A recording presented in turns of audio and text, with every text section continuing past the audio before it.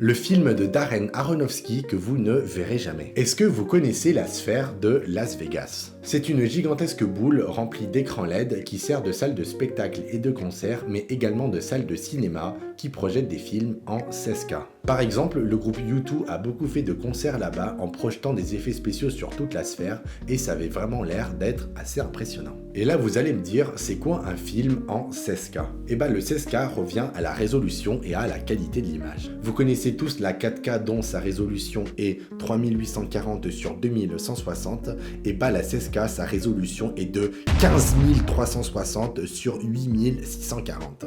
C'est absolument énorme et ce n'est pas du tout des formats faits pour des cinémas classiques. En fait, ce que je veux dire, c'est que personne ne regarde de film en 16K.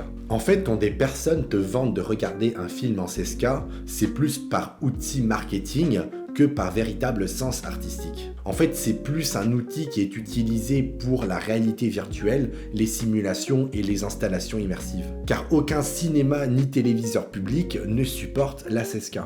Dites-vous que si on voudrait projeter un film en 16K, il faudrait que l'écran de cinéma fasse 80 mètres de haut. C'est plus qu'un immeuble de 15 étages. Dites-vous que l'écran de cinéma le plus haut du monde se situe en Allemagne et qu'il fait à peu près 40 mètres de haut. Donc comme je le disais, la sphère fait aussi salle de cinéma et pour marquer le coup, Darren Aronofsky, le réalisateur de Mother, Black Swan, Requiem for a Dream ou encore récemment Prise au piège, a décidé de marquer le coup en réalisant un film spécialement dédié pour la sphère de Las Vegas. Le film s'appelle Postcard from Earth, qui se veut être une expérience immersive aux quatre coins du globe, comme marcher avec les éléphants, nager avec les requins ou observer la Terre depuis une planète lointaine. Sachant que pour plus immerger le spectateur lors de la projection, il y a des éléments d'interaction, comme des projections d'eau, d'air ou même des sièges mobiles, et même une installation sonore inédite propre à la sphère. Dites-vous que pour réaliser ce film,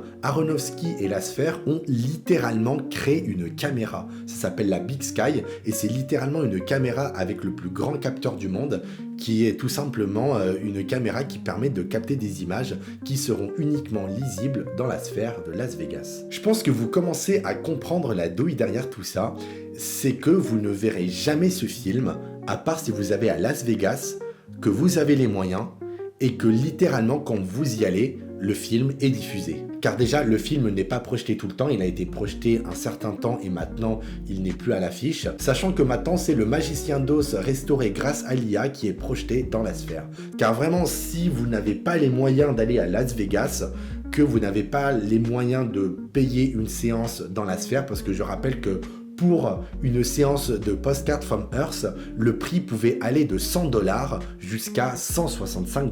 Et c'est vraiment dommage car à part si vous réussissez à remplir tous les critères que j'ai dit précédemment, eh ben vous ne réussirez jamais à voir l'intégralité de la filmographie de Darren Aronofsky. Car il vous manquera toujours ce film-là que vous ne pourrez jamais voir.